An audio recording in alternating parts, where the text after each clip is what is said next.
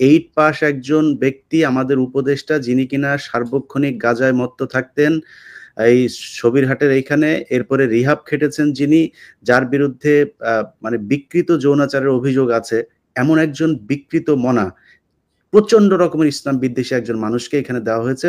প্রথম আলো প্রতি ঘন্টায় ঘন্টায় তার পক্ষে নিউজ করছেন। এছাড়া আমরা যখন কিনা পিনাকিদা ডেইলি স্টার নিয়ে কথা বলছেন, আমি প্রথম আলো নিয়ে কথা বলছি, আমরা মানে এদের বিরুদ্ধে যখন এই যে একটা বিশাল ভারতের যেই হেজিমনি, তাদের বিরুদ্ধে যখন কথা বলছি, তখন আমরা দেখছি যে আসিফ নজরুল, তারপরে রেজওয়ানা, এরপরে প্রধানমন্ত্রীর প্রেস সচিব যিনি আছেন শফিক, শফিক, আমি ওনাকে আসলে শফিকুল আলম, উনি শফিকুল আলম, শফিকুল আলম, উনি যে আসলে এই 15 বছর কোথায় ছিলেন আমি জানি না। তো হঠাৎ করে এসে ওনারা এত বড় দেশপ্রেমিক হয়ে গেলেন, এত বিপ্লবী সরকারের পার্ট হয়ে গেলেন। এখন এই প্রথম আলো আর ডেইলি স্টার থেকে আসলে দাদা আপনি তো বলছেনই বেশ কদিন ধরে, এখান থেকে মানে মানুষকে বের করব কিভাবে, বা মানুষকে সেটা মানে মানুষ তো বুঝতেই পারছেন যে তারা যে প্রথম আলো এবং ডেইলি স্টার যে সরকারকে কিভাবে প্রভাবিত করছেন, কিন্তু আমরা সরকারকে কিভাবে প্রভাবিত করব, বা সরকার জনগণ দ্বারা কবে কিভাবে প্রভাবিত হবে?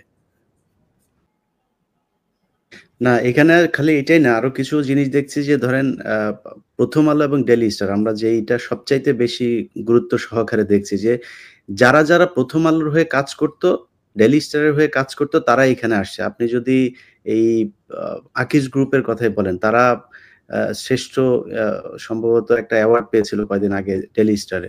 Best business person of the year. হ্যাঁ, তারপরে ফারুকী হওয়ার পর থেকে সারা দেশের মানুষ যখন কিনা তার বিরুদ্ধে তাকে নিয়ে সমালোচনা করছে, হাস্যকর মনে করছেন। প্রফেসর ইউনূসের সরকারের কথা বলতেছেন? হ্যাঁ, প্রফেসর ইউনূসের সরকার প্রভাবিত হবে না। হ্যাঁ, প্রভাবিত হবে না, কারণ তারা যেটা মনে করে সেটাই তারা করবে। হ্যাঁ, এবং তারা কখনো, তারা বলেন আমাদের ভুল হলে ধরায় দেবেন, আমরা সংশোধন করব। একটা বলছেন, একটা জায়গায় দেখছেন ভুল সংশোধন করছে? একটা জায়গায় একটা দেখান তো যে হুম, ভুল ধরায় দেওয়া হয়েছে, সংশোধন করছে। সেদিন দেখলাম, আর পরশুদিন দেখলাম কোন এক একজন ভদ্রলোক লিখছেন যে আপনারা তো বলেন যে ভুল হয়েছে, ভুল ধরায় দিলে সংশোধন করবেন। ধরায় দিলাম, ফারুকীর নিয়োগটা ভুল হয়েছে হুম, এবং সংশোধন করে। হ্যাঁ, তারা কখনো কোনো ভুল তারা সংশোধন করে কখনো, এবং তারা যেটা মনে করছে সেটাকেই প্রতিষ্ঠা করার চেষ্টা করে গেছে গায়ের জোরে। হাসিনা যেভাবে করতো ওরা সেভাবে করে, একই হুম, জিনিস। মানে হাসিনারও ভোট লাগতো না, এটাও তো ভোটের সরকার না। তো এরাও মনে করতেছে যে আমরা আরেকটা হাসিনা হয়ে গেছি, ক্ষমতায় গেছে আমরা আরেকটা হাসিনা। হ্যাঁ, রাইট। কোনোদিন আমরা যতগুলো প্রশ্ন তুলছি, উত্থাপন করছি, কোনোটার জবাব পাইছে? কেউ পাইছে? একজনকে দেখান যে ঠিক আছে আমাকে কথা বাদই দেন, আমরা না হয় 2 পয়সার ইউটিউবার। অন্য তো অনেকে অনেক প্রশ্ন তুলছে, তাই না? অনেক সিনিয়র লোক, অনেক রেসপেক্টেড লোকেরা অনেক প্রশ্ন তুলছে। ফরাদ মাজার প্রশ্ন তুলছে, সলিমুল্লাহ খান প্রশ্ন তুলছেন, তাই না?